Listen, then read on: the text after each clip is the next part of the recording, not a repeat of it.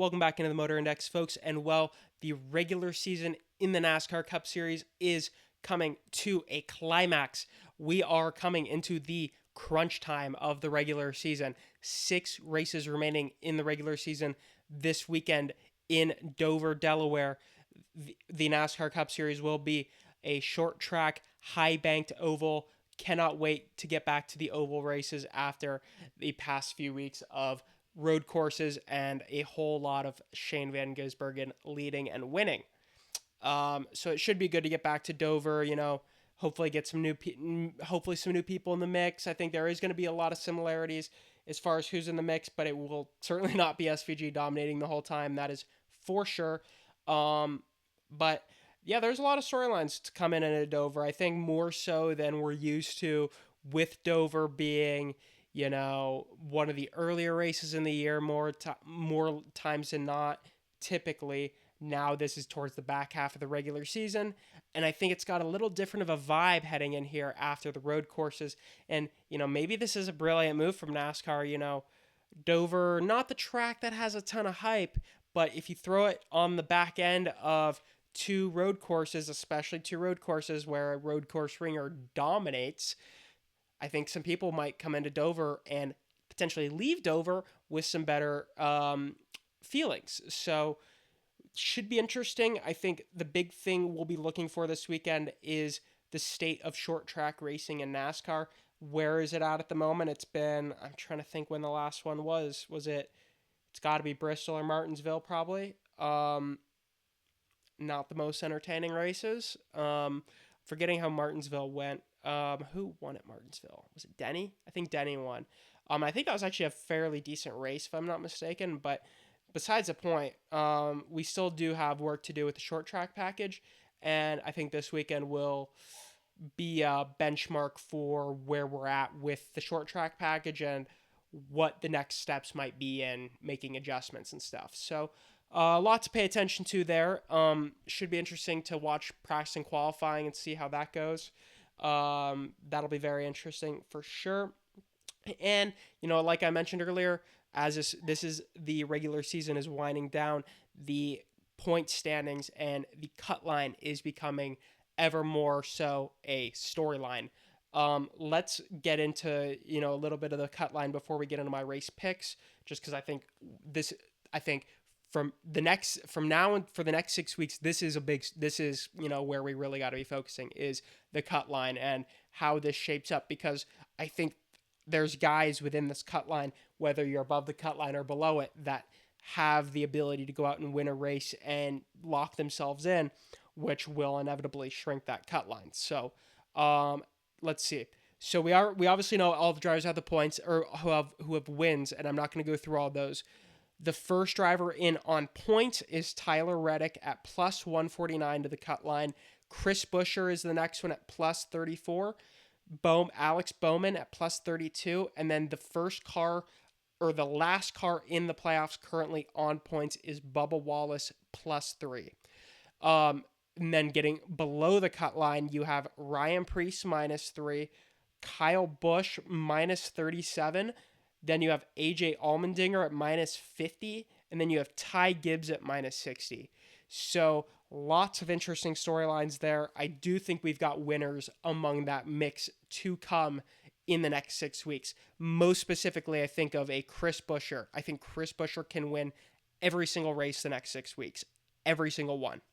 Every single one is on the table for him, and I especially think he's, getting hot at the right time. I feel the beginning of the season was not when Chris Buescher was, in Chris Buescher form. Now I feel like Chris Buescher is, locked in the zone. I think within the next 6 weeks he will absolutely win a race. But he's above the cut line, so that would then leave Reddick, Bowman, and Wallace, fighting for those points with the guys below the cut line.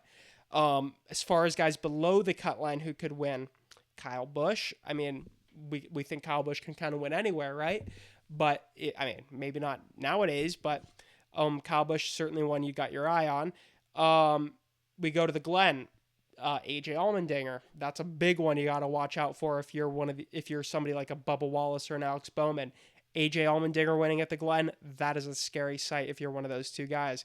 That would mean you're probably going to Daytona needing to probably win, if not have a very good points day. Which that's a scary sight if you're going to Daytona.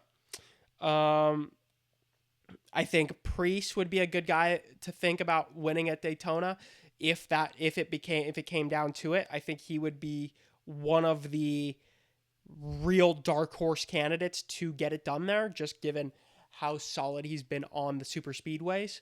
But yeah, I think there's a lot of potential within that group of 8 drivers that I've listed off there, above and below the cut line.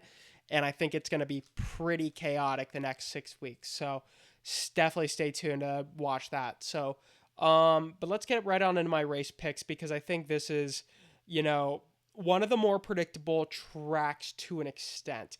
I think qualifying will certainly matter, but I think the guys who we come to Dover and expect to do good at Dover are the guys who typically do good at Dover. So I'm not really going to complicate things too much. I think there's a very easy pick in picking Denny Hamlin. I'm not going to pick Denny Hamlin. He's absolutely going to be in the mix, but I'm not going to go pick Denny Hamlin just because that is the easy pick here. I will say, if you were looking for a lock, Denny Hamlin's your guy. I'm gonna go with Chase Briscoe though. I picked him. I think I actually picked him last week. But the qualifying speed has been so good, and more times than not in recent weeks, I really need to go do a deep dive into Chase Briscoe's season because there was a point when the switch flipped and they have had lightning speed ever since. So I'm really interested to see how they do this week, and I'm actually going to pick them to win. The 19 team with Martin Truex Jr. won here multiple times, so I would not be shocked in the slightest if they were able to pull this off. So, moving on from Chase Briscoe, William Byron, another guy I expect to be good here. I'm forgetting if he's won here before. I'm not sure if he has or not, but this Cup Series season kind of feels like the top dogs are going to rise to the front, especially at these types of tracks. It feels like the top dogs are going to rise to the front and they're going to battle it out for the wins every single week. Whereas in previous Cup Series seasons, especially in recent history, you could not necessarily say that. So, very interesting kind of how the season is playing out. I just mentioned him a few minutes ago. Chris Buescher, absolutely going to be in the mix, I think. Pretty good road course guy, but really it's the current form that does it for me. Even though if some of these tracks have not been Dover adjacent, that form is just really, really doing it for me, and I think he's going to be in the mix for sure. And then rounding out the final two I've got written down here is Christopher Bell and Chase Elliott. I believe Chase Elliott has a win at Dover in his career. Christopher Bell won at Phoenix earlier this season, so he certainly knows how to get it done on these types of racetracks. And as overall, both those guys are just overall good short track drivers.